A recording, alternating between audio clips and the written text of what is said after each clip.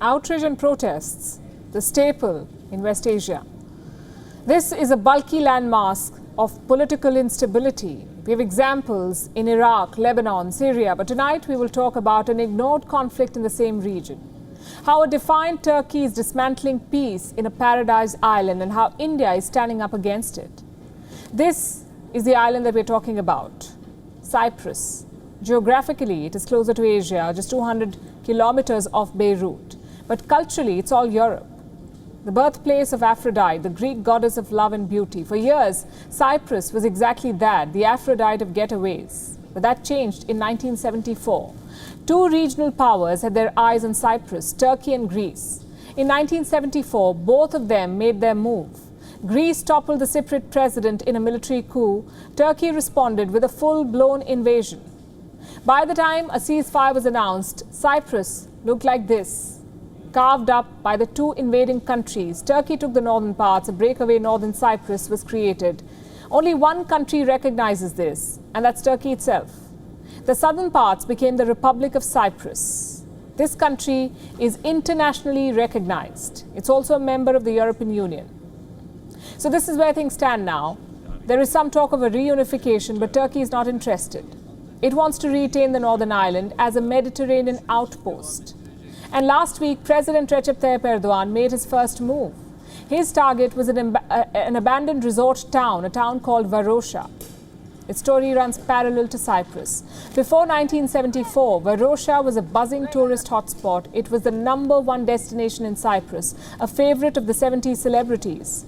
Today, this is what it looks like, a ghost town with not a soul inside. The resorts and buildings are decaying. What led to this mass desertion?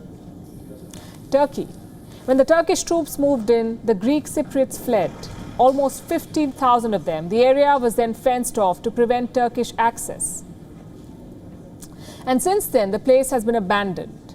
But last week, Erdogan decided to crack open the fences. He announced that Turkey was reopening Varosha. A couple of problems here. First of all, Varosha is not Turkey's to reopen. The land there belongs to Greek Cypriots.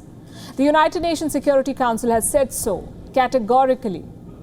Let me quote from a UNSC resolution in 1984. Any attempts to settle any part of Varosha by people other than the inhabitants will be inadmissible and will require the transfer of that area to the administration of the United Nations. Meaning, don't touch Varosha. That's the United Nations mandate. But Erdogan's Turkey is notorious for ignoring global agreements. So just add this to his list of violations. Unfortunately, there are countries willing to stand up. Countries like India. New Delhi joined other United Nations Security Council members in condemning Turkey's advances. It called for a Cypriot-led, Cypriot-owned peace process. And this has been India's historic position on the issue. But President Erdogan does not care for history or tradition, unless, of course, it suits his agenda. Let me take you back to September 2020.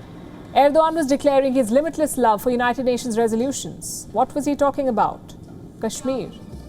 These were his words, I'm quoting. We are in favor of solving the issue through dialogue within the framework of the United Nations resolutions and especially in line with the expectations of the people of Kashmir. Well, last we checked, the United Nations Security Council does not want to discuss Kashmir. But on Cyprus, they have issued a categorical condemnation. So here's a question for the Turkish president. Which dispute violated United Nations resolutions?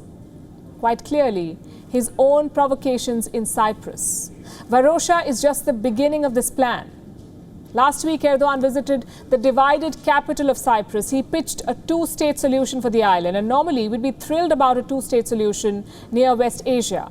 But not this one. This is President Erdogan playing politics over a sovereign island. You see, the status quo in Cyprus does not benefit him. There's no political mileage in a stale conflict. So Erdogan wants to stir trouble. And how does he plan to do that? Cyprus is a major issue among his hardline voters. Within Turkey, the president is losing talking points. His economy is in ruins. Diplomatically, he has alienated every single ally. So what's left to talk about? A southern island populated by ethnic Turks. Countries like India can exert diplomatic pressure on Turkey on this, but the real leverage here lies with Europe. Cyprus is an EU member. Turkey is an EU membership hopeful. But as always, with Europe, Erdogan seems to get a free pass. WION is now available in your country. Download the app now and get all the news on the move.